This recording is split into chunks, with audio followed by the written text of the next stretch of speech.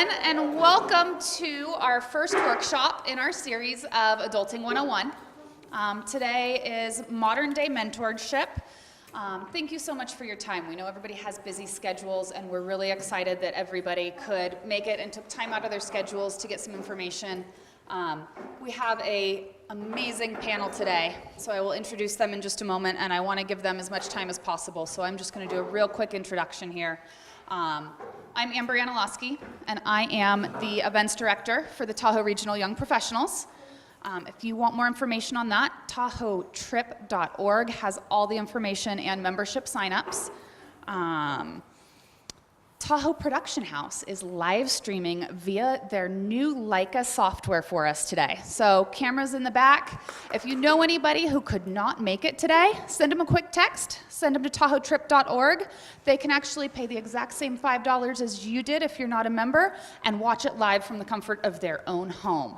It will also be available next week for people to watch after the fact. We'll put the recording up, and if there's somebody that's not here tonight that you think could really benefit from the information, let them know they can still watch it later on.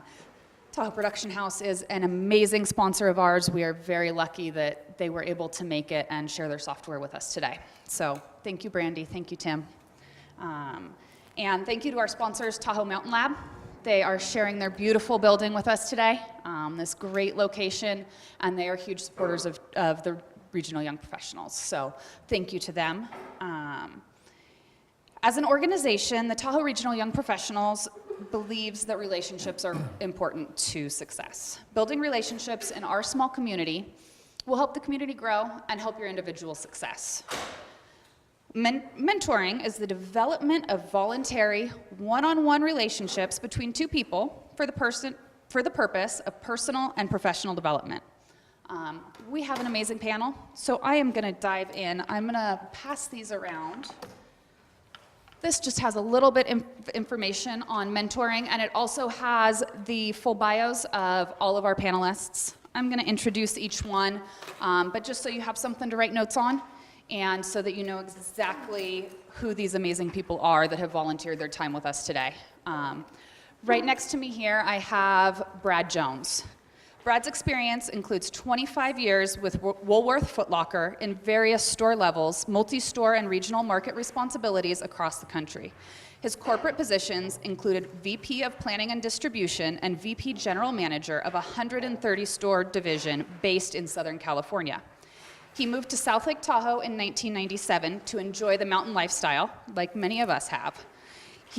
He was a corporate VP of retail rental for American Skiing Company, regional director for specialty sports venture, and ultimately VP of operations, EHS risk management for Vail Resorts from 2010 through his retirement in 2015. So he's achieved our ultimate goal. He's retired.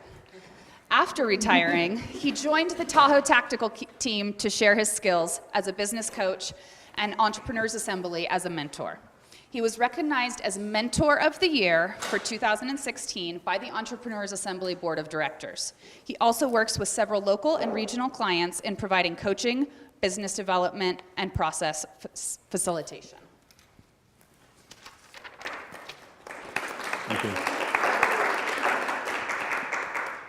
Jamie Orr is a co-founder of Tahoe Mountain Lab, consultant, and sometimes a physicist. She was born and raised in San Mateo, California, and spent every summer vacation on the west shore of Lake Tahoe, hiking, biking, and enjoying Tahoe's beautiful beaches with her family and their numerous golden retrievers. Passionate about nature and science from an early age, she received her BS in physics from Cal Poly San Luis Obispo, and then went on to obtain a PhD in theoretical physics, I can barely even say that word, from UC Davis. As an instructor at Foothill College in Silicon Valley, she developed research and curricular programs in renewable energy, technology and efficiency, nanotechnology, biomedical engineering, and 3D printing, and also held research privileges at NASA Ames Research Center. She serves on the board of directors for Sustainable Silicon Valley, the Lake Tahoe Community College Foundation, and the Barton Foundation, the Women's Community Fund, and as an advisor to Singularity University's SULA Solabs Accelerator Program. Wow. I'm telling you, we have an incredibly impressive panel today. I am shocked and amazed that all three of these people had time to sit here with us today. They made the time, and we are just honored to have them. Our third panelist is John Rice. If you've been around town for any period of time, you probably run into a smiling face somewhere. He's brought the aloha spirit to Sierra Tahoe, and has had some interaction with a few Olympians here and there from our community. John's worked in ski area management throughout his entire 35-year career, holding management positions at Squaw Valley, Sierra Summit, Snow Summit, Bear Mountain, and currently serves as the GM of Sierra Tahoe Ski Resort. He also serves as an advisor and trainer for Booth Creek Ski Holdings Incorporated. He graduated from Cal State Chico with a BA in Recreation Administration and has completed executive development programs at the University of Cal Berkeley. He's known for his work in bringing the sport of snowboarding to the ski resort industry in the 1980s, and is credited with building the first full-time snow terrain park in the US. He does consulting and is an expert witness work in terrain parks and ski operations at resorts in the US, Canada, Europe, Asia, and Australia. John is an avid skier-boarder, a professional musician, and enjoys all forms of outdoor recreation in his free time. John is also a part of several local and national nonprofit boards.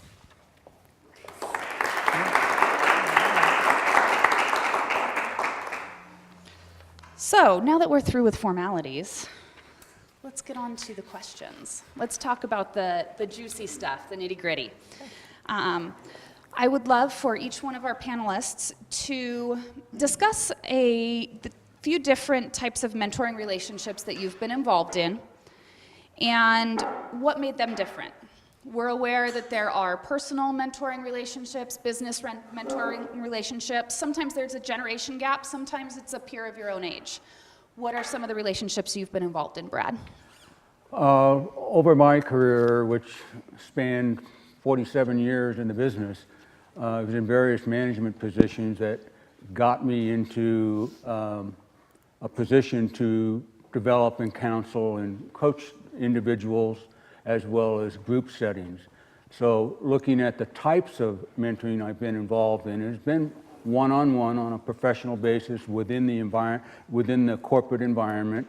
That's typically working with a single individual who may be a recent hire or someone that's been recently promoted in order to acclimate them to their new position and guide them over a period of time to become comfortable and familiar and acclimated to what they're doing. Other types of mentoring have been in the leadership role, where as a executive board, perhaps we have identified individuals who have high potential within the company, particularly with a rapidly growing company that I've been with at different times, to develop the kind of programs that would put them in situations where they would have their potential exercise, so to speak, and develop their particular executive skills so that they could flourish in the environment.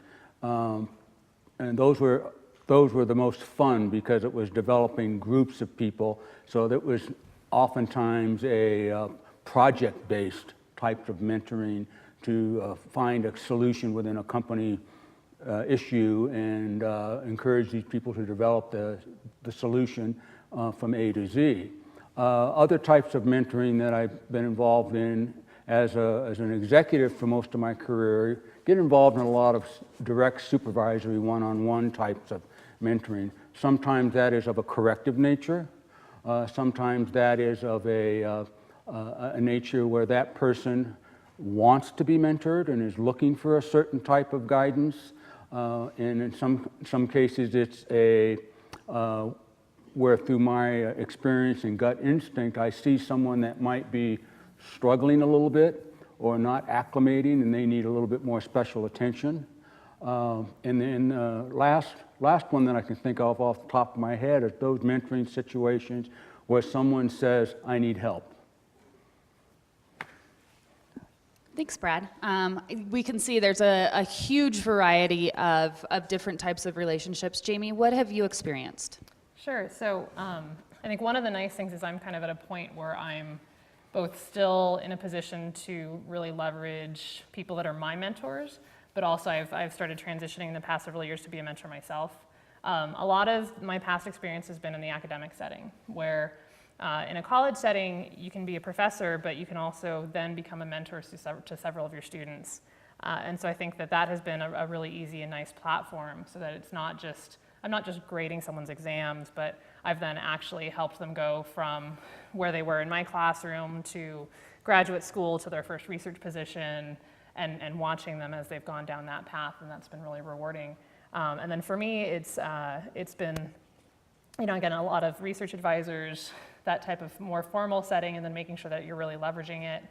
And then also really looking to those in the community or in the business environment that I've been in and seeing, okay, I would like to be there someday. How do I find out how they did it and get them to help me? And so just creating those relationships so you can really create your trajectory in the direction that you want to go. And then you just find out that you might go a completely different direction, but they help you figure out that much sooner. And so you end up failing faster, which ultimately is a good thing. And then you have that support underneath you before you go too far. Thank you. Yeah, I'm a big fan of failure, as odd as that sounds. I really think you need to fail in order to succeed. Mm-hmm. And John, what experiences have you had in the ski industry and in your music world? Well, it's interesting. I've had informal relationships, informal mentoring relationships, probably more informal. I was taught by someone a long time ago that you can pick a mentor and you may never cross paths with that person, but you can still learn from them. In fact, two of my top mentors in life are gone. They've passed on, and I still learn from them, whether it's through reading or kind of understanding some of the things they've done. I taught a class yesterday at Sierra Nevada College in Incline. I asked the kids, so let's talk about mentoring, and I could see some furrowed brows, and I'm like, so who has a mentor in here you'd like to talk about? And I've got a fabulous prize. I brought out a nice Vans hat. I'm like, you get the hat if you, and they're all sitting there. And I don't think they knew what the word mentor meant. And these are college kids. And I was like, I said, who had a coach, a parent, or a boss that helped you grow? And this one kid goes, well, I had a boss last year. I worked construction, and he taught me that it's okay to make mistakes as long as you learn from them and you don't make them again. I went, you got a mentor. Keep going, keep coming. I got some sunglasses, for another answer. Pretty soon I gave my whole wad to the guy, but he shared with the rest of the people in the room that mentoring relationships can be informal like that. And I was very fortunate in my career to have some amazing bosses that taught me how to do things right, taught me how to do things wrong. I probably learned as much from those behaviors of how not to treat people that helped me develop my own style. And really stood back and studied and learned from them and asked the questions and interfaced with them. But it's very fortunate in my career. I've worked for some of the most amazing people. The ski industry draws really strange people to it because it's a weird, it's hard to put in a box. We're 100 businesses jammed into one little place, and you've got everything from the retail side to the fabrication in the shop, and you've got blue collar, white collar colliding and everything. And so, but I've been very fortunate through that. And then as I put my own style together, I was doing the math, 25 years of 850 employees. I'm over 20,000 people hired in this town over the last 25 years. And I thought about that. I was like, no wonder I run into the store and I keep seeing people I know or I don't know them, but I hope I left a little something positive for them. And because my role is more as a teacher than it is as a boss. I don't see myself as a boss at all. My paycheck is that little card I get that says, thanks for believing in me. Here's a picture of me and my new job, or I got married, here's my family. Mm-hmm. To me, that's my paycheck. I love that part. And it's an honor to be in that role. But looking up, it's looking at the people who are more successful and make more money. Those are, early on I went, they're doing something right. Unless they were entitled, they've got something. What is it? How do I get a little piece of that? And how do I steal a little bit of what they have and inculcate that into my way of looking at the world? So being a coach of Little League, Babe Ruth teams, soccer teams, but most of all, a girls softball team. I learned more from that girls softball team than any other, being a mentor and helping kids, some of them with interesting backgrounds. And I see them today and they're growing up and they're going to college or they're getting their degrees and they're sharing with me still. They come back and say hello and they want to tell me what they've done and how proud they are. So pretty awesome opportunity to be a mentor. More amazing stories. Again, we're just starting at the tip of the iceberg with the knowledge and the experience of our panel today. So I'm really excited to hear a little bit more. As our group looks to identify potential mentors, what are some qualities they should be looking for? What are some personal characteristics and things that they should be looking for in a mentor who will help them become more successful? Can we go out of order? Go ahead, Jamie, jump right in. I'll go ahead and go here. I think the key thing to me that a mentor must have is empathy and be a very, very good listener. Because in order to mentor someone, that mentor has to be able to understand where the mentee is coming from, what they're looking for, and try to ask the right kinds of questions, not so much give answers as it is to ask questions of that mentee to find out where they're at, what are their concerns, and so on. And then the mentor can take that information, and a lot of it's experience, some of it's gut, and there are various techniques that mentors will use in order to establish that relationship with that mentee, in order to help them find the answers that they're looking for, whether it's life, career, particular project, whatever that is. And I look as mentors as we're more of guides than we are necessarily people with all the answers.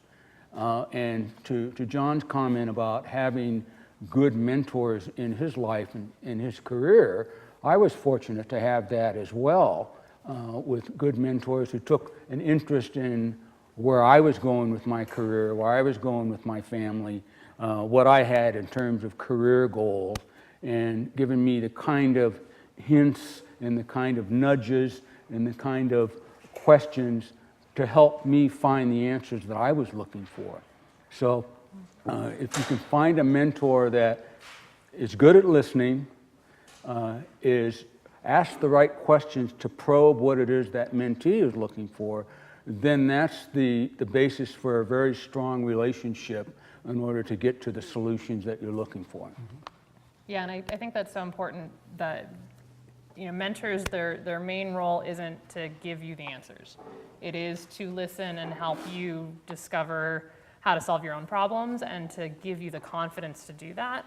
And so I think a big part of that also is, in terms of just starting out to even who to look for that could serve that role, is you need to be looking for people that you admire. And it doesn't even have to be in your same career path or in your industry, but do you see people around you, whether they're your age or younger or older, that have done something that you admire, that you think you could learn from? And then, again, look for those other qualities, like are they willing to listen to you and maybe have that empathy for you in your situation, so that you can glean off of the success and the things that you admire about them and incorporate it into your own life. So that's, I don't think necessarily, again, looking at people that are more successful and are making more money, that's definitely a good place to start.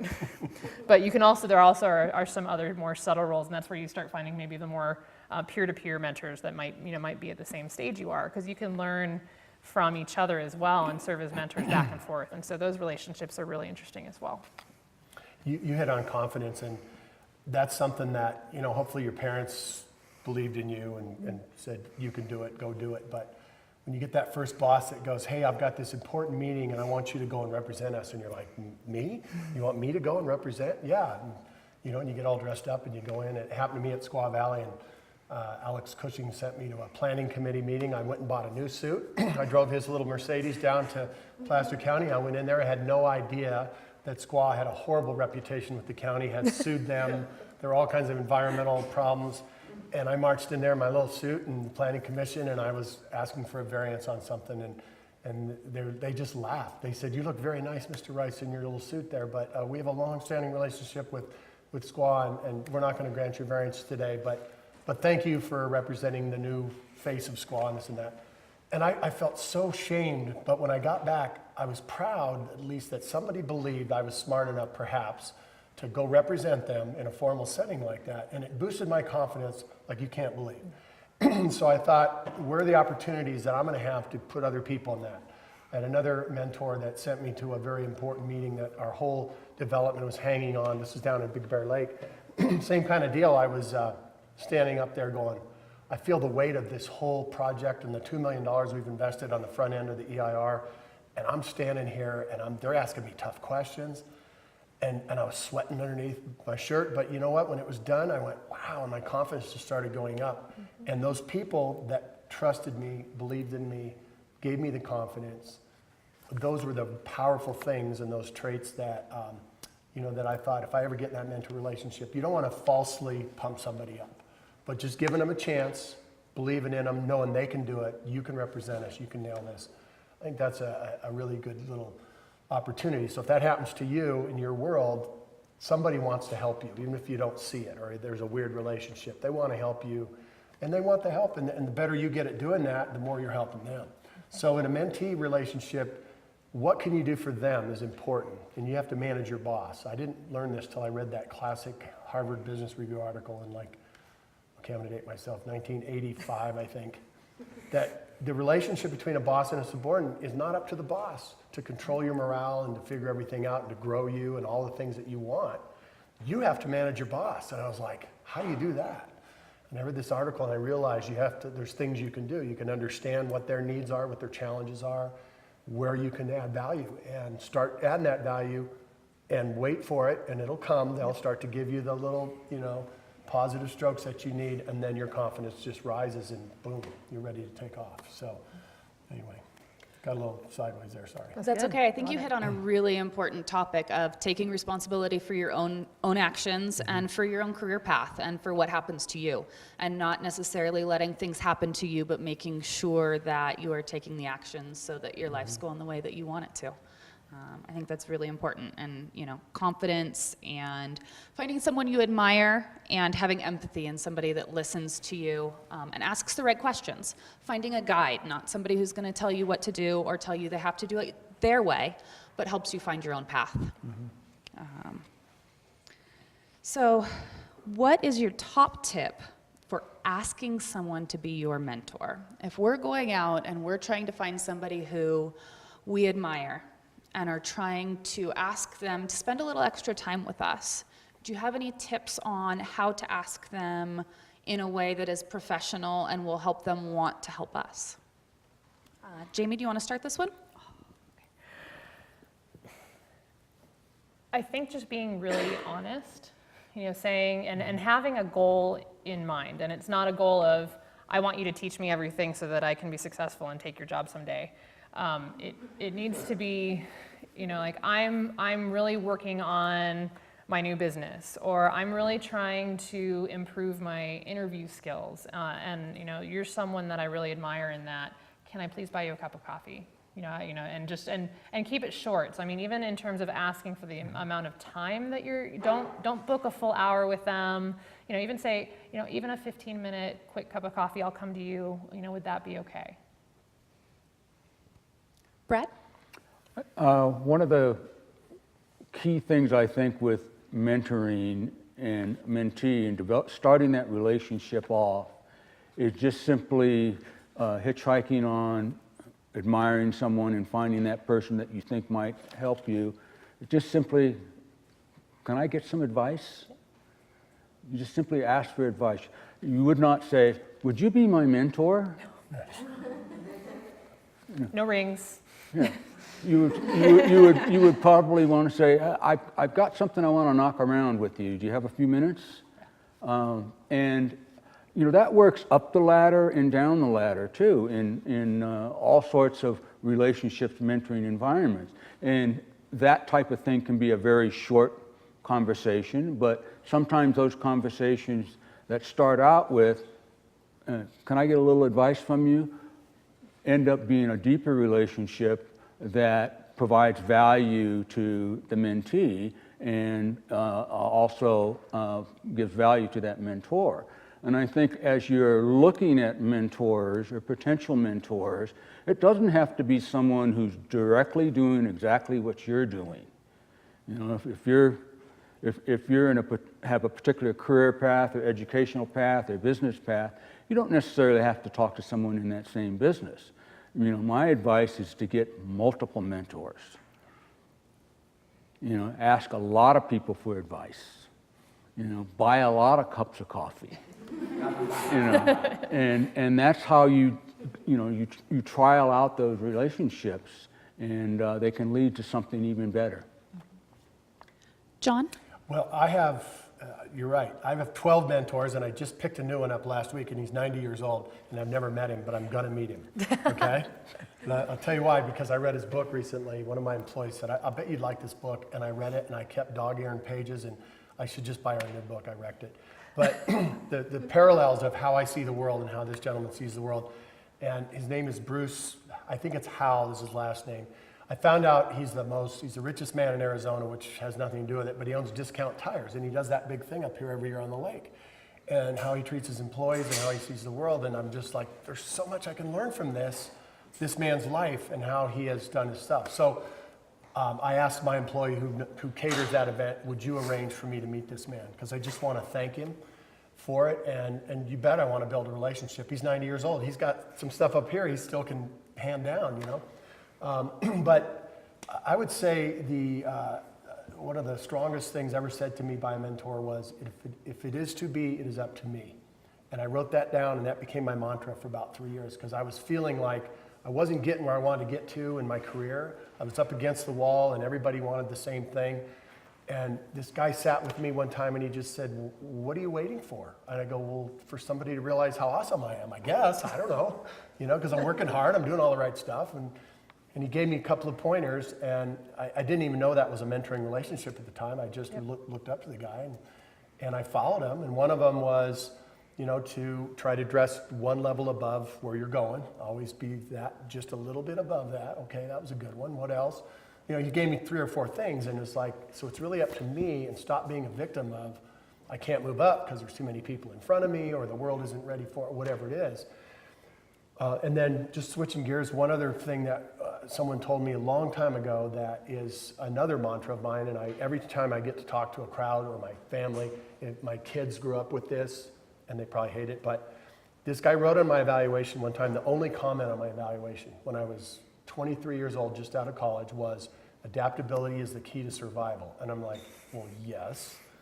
And then he spent about an hour explaining what that meant and what it meant to him. And through my life, I've thought about it, adapting to changes in your life, to changes in the environment, to changes in your living situation, to your dog dying, to your losing your girlfriend, whatever, all those things that happen in life. You either freeze up and you go into this like mode where you can't get anything done, or you adapt and you move on. And so I always share that with people, but these are the little things that you wouldn't expect to get from a mentor, but their life skills are way beyond just how to be a good employee or how to climb the ladder. These are life skills that just come together and make for strong relationships. So anyway, the top tip would be to be honest. And yeah, I wouldn't say, please be my mentor, more like, hey, I'd like to get to know a little bit about you and learn a couple things about how you did things. And don't be afraid to run some things by them.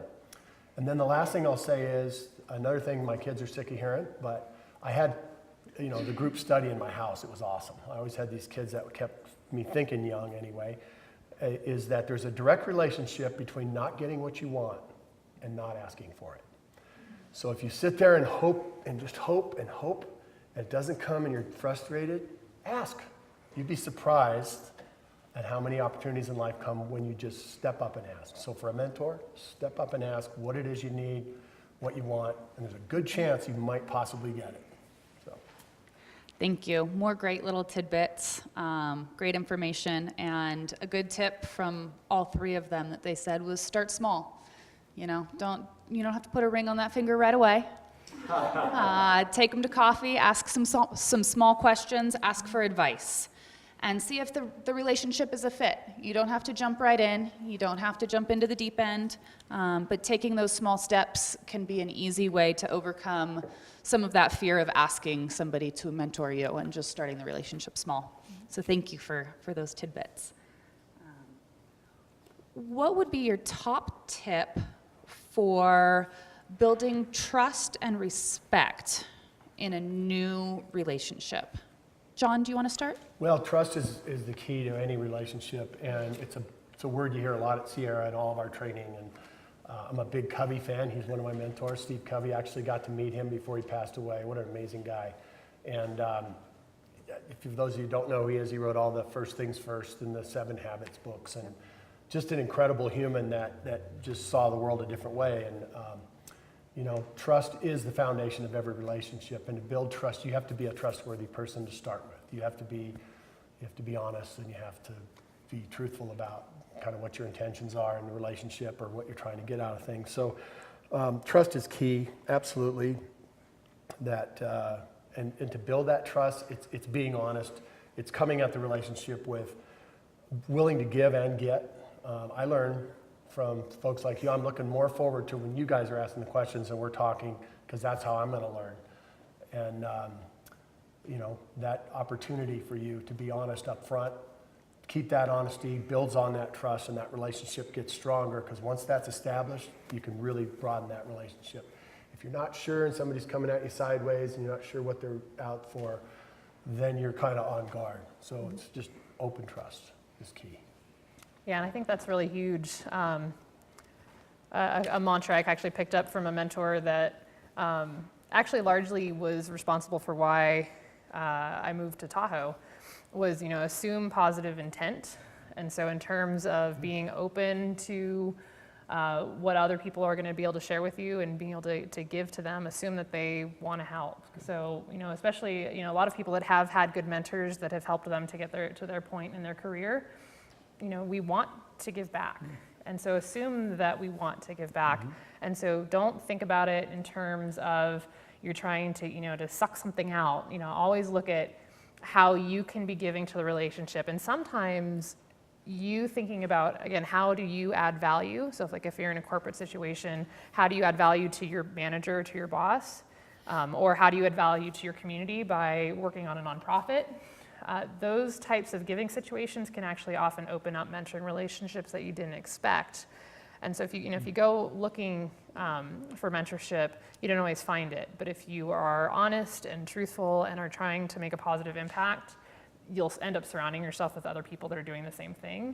And so those relationships will actually end up coming to you, and you'll be looking for them, but you'll also be open to it, and then you'll be ready. You know, hitchhiking on what these two have said about honesty is you have to be able to say the things that you really don't want to say sometimes, such as, I'm scared, I'm worried, you know, I'm fearful, I'm upset, I don't know what to do. You know, those are all segues into, an emotional release to some degree that then allows, you know, barriers to drop so that better conversation can take place. And I think that honesty works both ways. A mentor has to be at some times, has to call BS when they see it or hear it. And at the same time, that mentor has to be one who's going to say, this relationship's not going to work, not because you're a bad person, but because I may not have the skill sets for what you're looking for. And I might suggest you talk to Jamie, you know, or whatever the case may be. So the honesty does go both ways. And if it starts out easy, cup of coffee, tell me about you, I'll tell you about me, and then we, you know, go into that type of process. But it works just like pretty much every other relationship that you have. Thank you very much. The next question I have really builds on that, and I think you've addressed it quite a bit. It's, what is your top tip for being a good mentee and learning from a mentor? I think you've touched on it in a couple different ways. But as for that top tip, would it be the honesty? Would it be to ask lots of questions? Would it be to make sure you follow the advice? Brad, what do you think? I'll tell you a story about when I was a mentee, and we were with the Vail Resorts retail group. We were putting in a new retail information system, JDA, and it's assorted add-on things in Retail Ideas, I think was the information system. And I have had a little bit of background in IT going back to my old Foot Locker days, but this was throwing me a little bit. And there was a man in my office who was a buyer and who seemed to have a good grasp of the information system because he had previous experience with it in another life. And so I went to him and said, Jason, I said, as a VP, I think I need to know a lot about this stuff so I can, talk to other people about it and encourage. And I've got a couple of ideas that we might be able to use to automate this stuff. Can you help me with that? And so we set up an informal type of relationship where literally he was my employee, he reported to me, but I needed his help on a very specific area. So, I told him that I didn't know much about it. I explained what my weaknesses were. I told him what my long-term vision was for this to automate some of the reportings that came out. And I asked him if he would help me. And he just beamed and he was just excited to do that. And I learned more from him. And he helped me resurrect my 8th grade algebra in order to do all these formulas. And it was a very successful conclusion to what my situation was. John, how about you? What advice do you have to the young professionals in the room about how to be a good mentee? Well, I think it's, we talked about establishing trust on the front end, asking for what you want, where your strong suits are. Those are great. Focus on where your grow opportunities are, where your growth is, whether it's public speaking, whether it's negotiation, whatever it might be, how to build relationships and how to get things done. And as opposed to, go right toward your weak suits and admitting, I like what Brad was saying about just being honest and admitting where you're scared or where you're nervous about a situation. And I've had people before where I've tried to push them out there and they said, but I can't, I'm not. And I said, no, I believe in you. Follow these 4 things that you know what to do and just go get it done and then come tell me how it went. And follow back through if it's an assignment like that where you're given a project or you're sent off to do something like that. Come back and check in with them on how it's going and monitor that. And the thing is, you'll be proud of telling them how you're growing and learning. They're going to sit back and feel really good that they're helping you kind of nudge it along. You don't have to get an A+ on everything. You can come back with, hey, I got a little bit of progress on this, but I'm still having trouble over here. Help me out. And asking for help is okay. There's people at my age that would love to pass on what we know, and whether good or bad, but we'd like to give it to you. There's a drain in our industry right now, in the ski industry, going on with a lot of the boomers are retiring, and a lot of people with institutional knowledge going back 20, 30 years are on their way out. And there's a lot of hungry people in that next level wanting that opportunity. And I'm afraid that if we don't have more formal mentoring opportunities in our industry, we're going to lose that brain drain. That talent's gone. And they'll be out golfing and not sharing all that stuff. And so, you got to ask, but go after where your weak suits are. You know what your strengths are. Go where you need to grow. And they're going to want to help you. That sounds great. I think you touched on another important thing that is succession planning. Yep. And that is companies taking the time to make sure that the older generation is training the next generation so that we're ready for that transition. Jamie, do you have anything to add? Yeah, and I think it's something that both Brad and John have touched on, but not emphasized, and that's the follow-through. It's, if you are asking for help or asking for advice, and then you don't follow through on it, or even don't let your mentor know that you followed through on it, then you haven't brought that value to the relationship. The mentor isn't getting that feeling that, oh, they did help, they, it ends up feeling like a waste of time.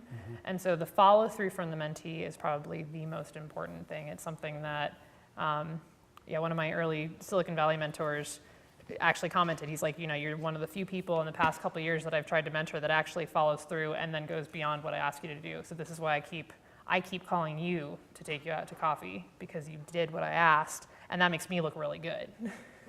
So, keep that in mind, that you are providing value to your mentor in ways that you may not realize. I think that's a great tip, that it is a two-way relationship, and both sides are really benefiting from that relationship and those discussions, and really having pride in the fact that you're bringing value to their life as well, and knowing that your time is valuable and valued.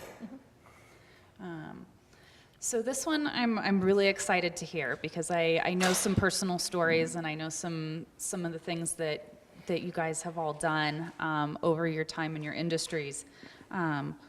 What was your best experience in a mentoring relationship? What made it successful, and why do you look back on it so fondly?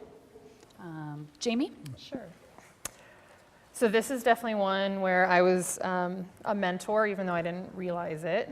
I was a physics professor, and I had a class one term that actually had about 1/3 of the class was what's considered non-traditional students, so they were actually older than me. And so that was kind of a nerve-wracking situation to be teaching folks that I was younger than, and trying to give them my physics knowledge and get them through their program. And there was one woman in particular that I could tell was struggling early on, but I also realized that she was going to be really receptive. So I got her into a good study group in the class, and then I started kind of touching base with her more frequently, and she really started taking advantage of that. And so I ended up finding out that she had always had a dream of being an astrophysicist, but no one ever supported her, not her parents, not her friends. So she hadn't graduated college, she got a bank job, she had kids, and so she was going back to school in her 40s because she decided, you know what, I want to try this. And she thought she was crazy, so she was at like her first step in doing that, and still very, very vulnerable. But we got her through that class, and then I actually got to have her for another term, and so I got to work with her for a year. I got to then write letters of recommendation for her, and she's now finishing her PhD at San Jose State in astrophysics, which is really exciting. She's also working for the SETI program, which is the Search for Extraterrestrial Intelligence. So she's looking for ET, and that was like a huge bucket list win for her. So the fact that she got her dream job, and it actually, the reason that it's probably my favorite isn't so much that she's gotten all the things that she wanted. I've had her write me letters of recommendation for jobs since then. It's gotten to the point where I can go back to her and say, you know what I can do in a classroom and in a company. Can you write me a letter of recommendation? And so just having that kind of back and forth has been really special. And so she actually gave me when she graduated her undergrad, she actually gave me the stole and wrote this huge letter. And and that stuff, that's the gold. Yeah. That's amazing how a small relationship can really turn into something so much bigger because it had the time to grow, and both people put the time into it to really care about each other. Yeah. Brad? In 2005, I was working with Specialty Sports Venture, which was a joint venture with Vail Resorts. It was the Vail Resorts owned 51% of this company, and it was the retailer that was in all the Vail properties in Heavenly and so on. And in 2005, we did a major acquisition in a metro area of a business that was in bankruptcy. And it had multiple stores and a long legacy in its market. And taking it out of bankruptcy through the bankruptcy court, and we had to do a bunch of remodels and all this sort of stuff, re-energize the organization, merchandise it, and we spent a ton of money getting this operation ready to be legitimate again. And we brought on board a young man who came from a family-owned regional sporting goods chain that at one time had been very large, and it had gotten a little bit smaller, and it was taken over by a predatory venture capital company that was going to suck the cost out of it and try to make it profitable. So the culture in that company was authoritarian, it was, it was brutal, it was not people-centric, it was simply, we're going to make this bottom line work, even if a few of you bleed to death. And so that company started to go under, and we grabbed this person to bring him in our organization for this market, because he had extremely strong operational skills, and he really knew the business, and he really knew the market. And once he got him in that position, he reported to me, and I started noticing some of these cultural issues that were developing within the organization, and they were bothering me a little bit, because I could see in visiting the stores and visiting the market, talking to the vendors that we worked with, the relationships weren't working right. So the organization wasn't working right. And if that's the case, then customer service goes down, and some of the controls go down, and you just don't really have the right face in front of the customer, let alone the overall performance. So, but I believed in this individual, because I knew from his background, from his skill set, that he had all this stuff. It just needed to be reborn a little bit. He needed to be brought out. So unbeknownst to him, I started mentoring him. And I did it in a fashion that I talked about relationships, how his relationships with his staff and his buyers, and how he was working with corporate. Because I found that he had certain behaviors that were giving him a bad reputation and creating some problems. I'll just give you a classic example. Is this is back in the days of the BlackBerry, remember the old QWERTY thing? If someone would do an email to him, he would respond within 5 seconds, because he took a defensive posture, and he would just immediately respond. And because he was just typing away on that thing with the dual thumb, in some cases, how it came across as the reply, people would say, "What's wrong with this guy?" So I started to break down some of his behaviors and how he was interacting with people, and I basically kind of tore it all down and built it back up to build it on top of his experience. So some of the tactics that were used were focusing on one simple issue, and then asking him to, over the next 2 weeks, I want you, when you get an email from somebody that's pissed off at you, or wants you to do something, or is critical about your sales, don't answer the email for 2 days. And that just about killed him. So I'd call him up. I said, "You're not answering," because I would be copying on all these things. "You're not answering that email, right?" "Oh, I need to answer that email." I said, "You're going to count to 10, and then maybe tomorrow morning you're going to do a draft email, and you're going to send it to me. And we're going to talk about it." And he just couldn't understand that process. So the idea was to, not tell him that what he was doing was wrong, but tell him that we can do this better. I think we can work on your communication skills. I think we can get the corporate office to understand really what's going on in this market area, not by saying you don't understand what's going on in this market area in your reply, but by talking about the market area, what the characteristics are, and so on. And so, we worked on that. And then there were other things that were associated with his behavior in terms of how he dealt with his employees. And he usually always had the right thing to say. Well, the windows need cleaning, and the sidewalk needs this, we need to work on this.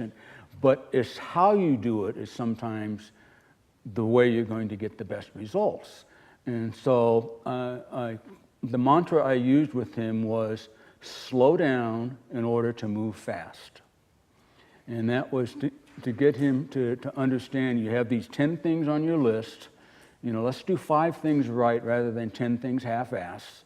and let's focus on those. Let's get those done and build a foundation within the organization where the culture of the organization is focused on customer service, and they're not afraid of you. So it took a while. It took a while to do this because he had an internal reputation that was not the best. He had when visitors from corporate would come out, or vendors and all these important relationships, he'd sometimes blow it. And so we worked on that, and it took 5 years to turn around and build his new culture, who the new person was in terms of how he was as an executive. And it was pretty successful. It took some time, but two things happened that were very important. One is I kept notes, and I followed up. And he had expectations that he was supposed to do this, and I checked on him. And then I told him, you check on me if I don't follow up. And so we had a mutual agreement to do that. And then over time, the market became much more successful. The store organizations were much more stable. We had people coming up from the ranks. We were developing from within. We were fighting for capital dollars, and we opened more stores in the market area. And he ended up getting a number of prestigious awards that had to do on performance records, performance metrics, including sales, profits, employee happiness through all the kinds of surveys that you do. So at the end of the day, he had all this talent, and he was a little bit scarred from his other company. And I helped him find some new potential. And why I'm particularly fond of this is that even though I'm retired, as the years have gone by, he's still one of my best friends. That's another amazing story of a relationship that built over time, and on positive reinforcement, and not necessarily attacking the issue directly, but finding ways for somebody to have success. John, you said earlier you work in a location that has 100 businesses in one. You work with dishwashers, lift operators, marketing executives, terrain park managers and staff, and you've worked with some Olympians. What story do you want to share with us today?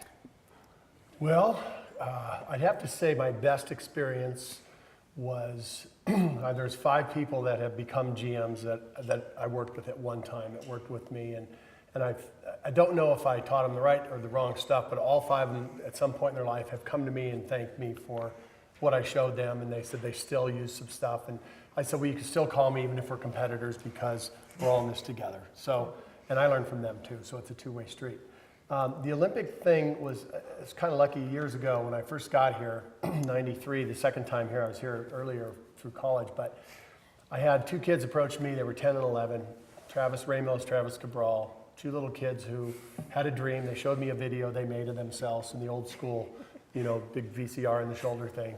And they wanted to be in the Olympics someday and be world champs. And I said, well, what can I do for you? What do you want from me? And their dads were there, like, tell them. Well, could you get me a pass? And I'm like, sure, I could probably do that. What else do you need? A locker? And I'm like, a locker? Yeah, we can do that. What else?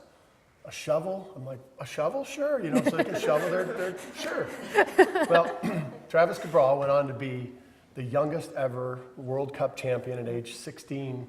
He won the overall World Cup, which is like Lindsey Vonn, that kind of stuff. I mean, Michaela Schifrin, it's at that level, the highest level. Not a hero in his hometown, but certainly in Japan and Europe and France, if you mention his name, they know who he is. The best bump skier of all time. Yesterday, I was asking the kids at Sierra Nevada, do you know who the top, athletes from Tahoe have been? And I mentioned his name, but he's now a sheriff, or no, he's a South Tahoe cop. Yep. And I ran into him last night, and I said, I was just talking about you an hour ago. And he said, John, thanks for believing in me. And I was like, whoa, thank you for sharing that back. A couple other kids came along that had talent. Maybe they didn't have the wherewithal to get there. I had a mentor that taught me, George Gillette of all people, that who's going to take care of these kids if we don't? As scary as if we don't help these kids, who's going to help them get there? The cost of an athlete to make it just to the kind of that fifth level is about $175,000. And most people don't have that kind of money to invest in their kids. And there's a lot of talented kids around the U.S. that want to do well, and there's neat stories when the Olympics finally get there and they do their little backstories. The case of Jamie, you know, a family of 8 kids, and mom and dad were separated, and you know, so I gave them all passes. How many times I bought her, you know, her little Skittles or whatever she needed, gave her a ride home, bought her French fries when I could tell she needed just a place to come and stay warm and whatever, and she just had the talent and the drive and the coaching to get it done. Maddie Bowman's another story. I saw her today. She just got back in town. She's home for a month. She wanted me to know she bought a house. She's so proud she bought a house, you know? And she wanted to share that with me. And I was just like, wow, Maddie, that's awesome. You're a 22-year-old girl and you bought a house, you know? Maybe she's older than that. But anyway, her story is a pretty neat one. So I'm watching this kid ski.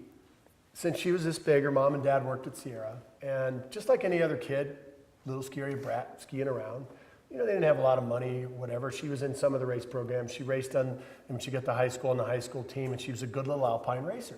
But I was watching her one day, and the kids were playing follow the leader, and they were going through the train parks, and the first kid does a little rail slide, and then everyone else has to do it, and then they play horse that way or something. But I noticed that she was in front the whole time, and all these guys were trying to keep up with her. And they're falling, and there's little Maddie in front. And I thought, wow, she's got talent. This kid has talent, you know? So I went to her mom and I said, that kid, she's got talent. She's going to be special someday. She goes, oh, no, she's just like the rest of them. I said, oh, no. She's got it. I can see it. And she has the drive. And she goes, really? Well, what does that mean? I said, we're going to put her in a next level program.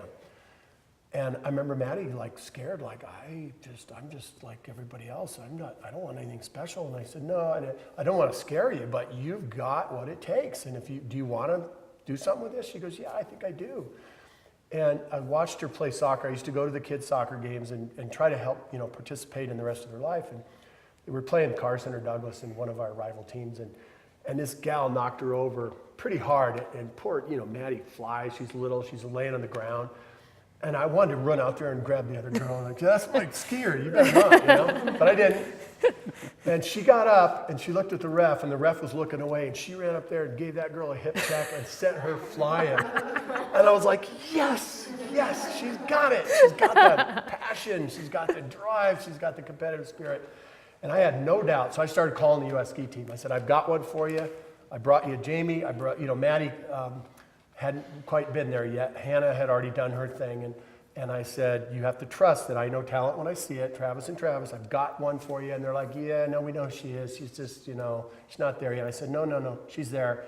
And with your guys' help with diet and sports psychology and all the things you can do with the U.S. ski team, she's going to win a medal someday. And they're like, yeah, you know, we'll give her another year. So we had to kind of help. And it was make her believe in herself and have her parents believe in her.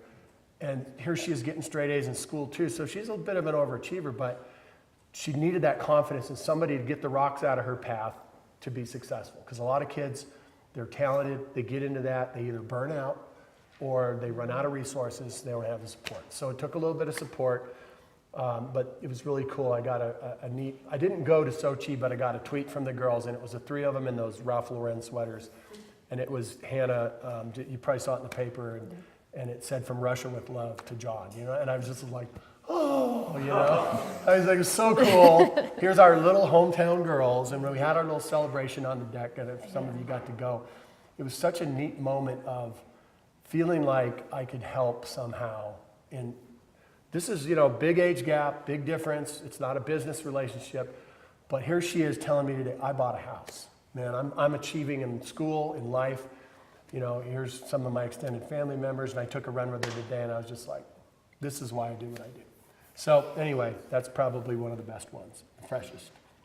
More wonderful stories, and I happen to know Travis Cabral is also an amazing father and husband.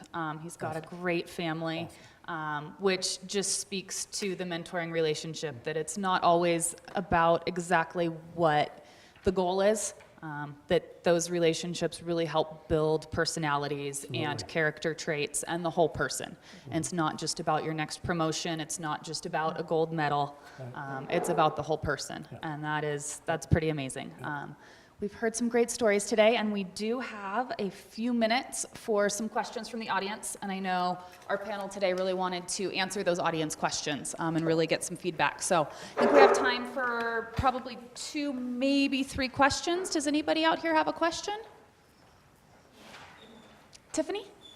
So it kind of touches on kind of what Jamie was mentioning earlier about the follow-up and how important that is. Like, I personally have had a lot of struggle with that, and like, especially if I feel like I haven't met that expectation or like that thing that we had talked about with my mentor. But like, what's your best advice to a mentee or to a mentee to like, if you haven't quite met that expectation, like how to come back and be like, all right, mentor, I didn't quite do it, but here I am. So. Okay, so this question, I'm going to repeat it especially for the camera because we don't have a microphone in the audience, is as a mentee, how do you go to your mentor and say, I didn't get it done?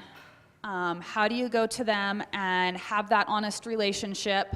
And how do you have the courage to go to them and approach it as a responsible professional and ask your mentor for forgiveness? I think John actually touched on this quite well, is just be honest. Just, I mean, one of the big things that you need and you're trying to get from that mentorship relationship is help with your weaknesses. So the only way you can do that is if you admit them. And I know it's really, really, really hard. And a lot of times if we don't get something done, we just want to avoid it, and it just goes deeper and deeper and deeper into the calendar and down the inbox. Just, if you can own it, then your mentor's actually already helping you. Does anybody else have any input on that question, or did Jamie hit the nail on the I head? think it's key, that honesty is key, because sometimes in a mentoring relationship, you get into a conversation and you're talking about a solution to a problem, and the mentor says, well, what do you think about this? Do you think you can pull this off and do this, that, and the other? And that mentee's all charged up, and they say, yeah, I can do that. And then the mentee gets home and say, what did I just agree to? And that's where you get on the phone or you slam an email out and you say, based on our conversation the other day, I need a little follow-up on what we agreed to. And we want that, because the goal is for you to succeed. So if somehow you walked out of a meeting and later you realize, I don't think I have all the information I thought I did, but I need just another little nudge on this, by all means, speak up. Speak up. One of my mentors, John Wooden, never met him, basketball coach at UCLA, the most famous basketball coach, has a pyramid of success, an amazing model to get to competitive greatness.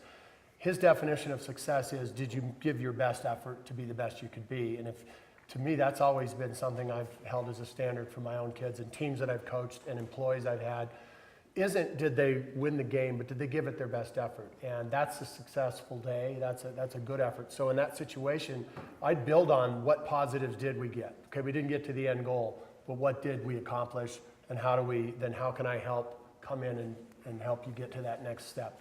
And if it's a deadline project, that's a different deal, maybe where other people are held up or something. But it's making sure that measure of success is your best effort was given. And if you can honestly say that, and they can read right through you if it wasn't your best effort. They know. And you know yourself. You can't lie to yourself. You can lie to other people. You can't look in the mirror and go, I tried my best. No, you didn't.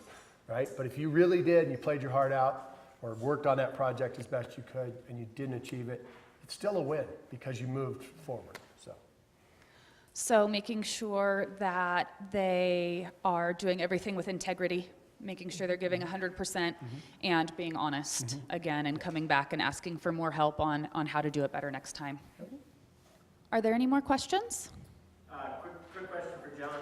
You mentioned a book by Bruce House from Discount Tires. Would you mind sharing just what book that was? It's just called 6 Tires, No Plan. And it's an amazing story. He had 6 used tires in Detroit in a burned out warehouse. No plan what he was going to do. And he's now one of the richest men in the world.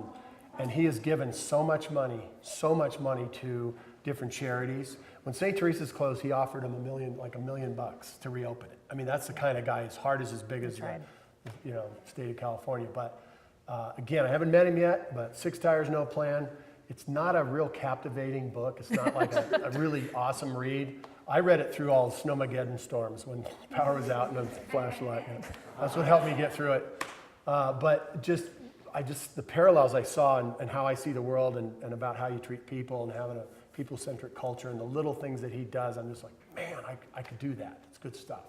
Just little nuggets. And whatever it is, whatever you read, pull 5, 6 things out. You can't do them all. You know, you can't become somebody else, but you can just keep adding little things to who you are and develop your style. And that's what I got out of that one. So. Great. So that book that you mentioned earlier, Six Tires, No Plan, Yep. is what brought you your newest mentor. Yep. He doesn't know it yet. He's going to find No, out. he's going to find out. And I think you'll knock each other's socks off. I don't think lift tickets are going to work. No, that's I've probably got a lot of not stuff with lift tickets. Let me just tell you, man, I don't think that's going to work. probably not the right kind No, of bribery in that no. situation. Do we have any more questions? We have time for one more. I would imagine that given Tahoe being, a fairly small community and having some limited resources, if you're looking for someone outside of our community and having a long distance relationship and exchange, how would you approach that? How do you manage it? How is it different from one that's more personal and intimate and you can't actually meet the person? How would you do something more long distance? Okay, so how can you approach and manage a long-distance mentoring relationship if you want to have a relationship with somebody who's not in your hometown? If you went to college, ex-college professors that touched you, getting back in touch with them, thanking them for you actually motivated me and I learned this and that from you, you'd be amazed how long you could work that relationship, work it in a good way. For them too, because they need to know they're making a difference in your life. If you're young in your career and you don't have a whole lot of bosses, maybe not, but you might have a boss or two that you worked with that there were some things, and just reconnecting with them. And it's in your network, and those people care. And you know what else? Your parents, even if you have a strange relationship with them, they really care too, and they're not as dumb as you think as you grow up. My son called me the other day, and he's CEO of a company, and he asked me some questions, and I was honored that he would ask me those questions. So, I still want to help him, and I'm not going to tell him. He won't listen. I can't tell him anymore. He has to ask me now. But those relationships, family and friends that have done well since you guys separated from sorority or whatever, and they're doing really well, connect with them, network with them. These are good people as well. You heard up here, we've had mentors that are younger than us that we still learn from. And if you don't ask, you don't get. And oftentimes, asking someone leads to a referral to someone else. And that's what networking really is to get that one line out there, and it'll lead you to others. Jamie, do you have anything to add? Maybe some ways that technology might be used to build those relationships Yeah, or in those situations? You look at, again, being a scientist, I study a lot about how kind of scientists in like Newton's era communicated, and they were pen pals. And so they'd write these letters and they would pose these mathematical questions to one another and then send it thousands of miles away, and then months later they'd get a response. And so these relationships lasted over decades. And now we don't have to wait that long because we do have email, we have phones, we have video chat. John talks about a lot of people that are his mentors that don't know it. I mean, you can follow people on Twitter and LinkedIn, and just look at what they're doing and learn from them, even if you're not necessarily connected to them personally. Maybe you will get to be at some point, but we do have platforms that can really work. Thank you, and thank you so much for your time. We're going to go ahead and wrap up. I do have one more thing that we didn't yes. bring up. One point that we did not get to touch on is, in terms of talking about the younger, is I want to emphasize how important it is to be mentoring those that are younger than us, and to do that really purposely, because these college kids that didn't know what mentors were, someone's got to teach them. So, and if we don't support those kids, really looking at how you can become mentors to kids that are still in school, I think is really important. And it's a way to also learn how to be a good mentee, because you're teaching a student how to do it. I think that's a really good point. And I think that there are great organizations in this town that help us as professionals in the Chamber of Commerce, in the new Entrepreneurs Program they're starting here at Mountain Lab. And there's programs like SOS Outreach and Boys and Girls Club and Big Brothers, Big Sisters, and some great ways that we can get involved to give back to those younger than us. So thank you for bringing that up. So thank you to our board of directors and the committee that put this on, our professional development committee. Thank you for having faith in me when I said, I really want to do this, please, please, please. I think it was a wonderful workshop, and I really appreciate your trust and faith. I think that this brought a lot to the community and to our organization tonight. Brad, Jamie, John, thank you. Thank you for being so generous with your time and knowledge. We don't always see that in our community or in any community. Sometimes people kind of hoard their knowledge and don't want to share. And I really appreciate your stories and your insight today. Tahoe Production House and Leica. TPH has always supported the young professionals. I can't thank them enough for the support they've provided to TRYP projects over the years. The video will be available online in a week, and it will be the $5 fee. So you'll be able to watch it down the road. You can rewatch it. I know I will be. And share it with friends, people who couldn't make it tonight. We had some amazing resources in this room, and I would love to see it really be able to take a hold in this community and this information get out. Tahoe Mountain Lab, Jamie, thank you. I came to you with this idea, and you really helped me put it all together and gave us this beautiful location, not to mention that you are a young professional sponsor and have always supported what we do. So at this point, I'm going to say good night to the live stream. Thank you for watching. We really appreciate you being here this evening. And keep up the great work with your individual, personal, and professional development. We're really making this community a better place. Good job.